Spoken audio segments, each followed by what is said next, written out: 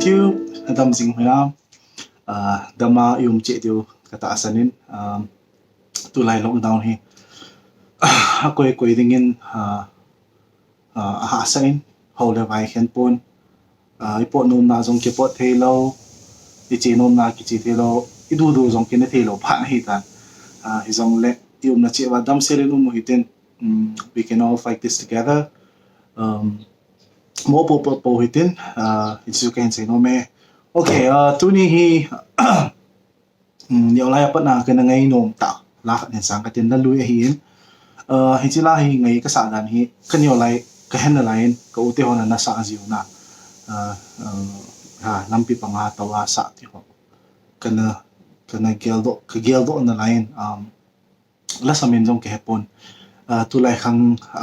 elo le ong khang tha hon he loading hi pamai ka sign is it in chawang kut elo le mundang danga kala sa na jong kana serji in pila tu ni ka subscribers ho chole loi la pai dang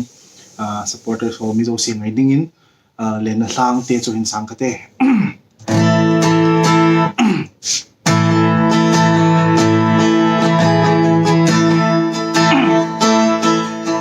Lenna Lhang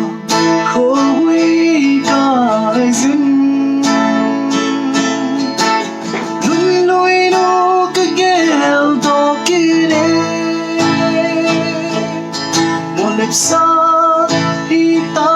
dòng lệ chân cây đi vang nam mô kêu to kia đến xin lại đi khô đón theo và cánh đừng cả hi ta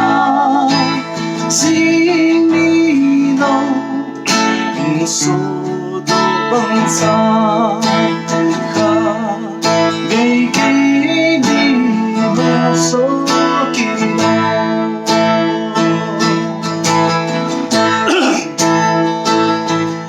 ngày lụt na gió lên này cô mắt sông cứ khiến mình ngài đau mi tampan ng kahilbele silong amor kêu to kia đến xem lại cô lối ra và căng tình cả hi ta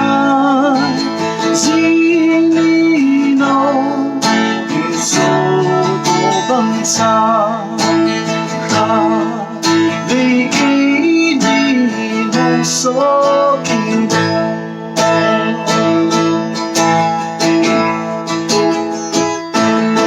Lenna Lhang khô huy cài dinh nung nuôi nó cứ kêu to kia một lúc sau dòng lệ chân kỳ tình vang nam mô kêu to kia đến xem lại những cô lối ra và căng đừng cả hi ta riêng đi đâu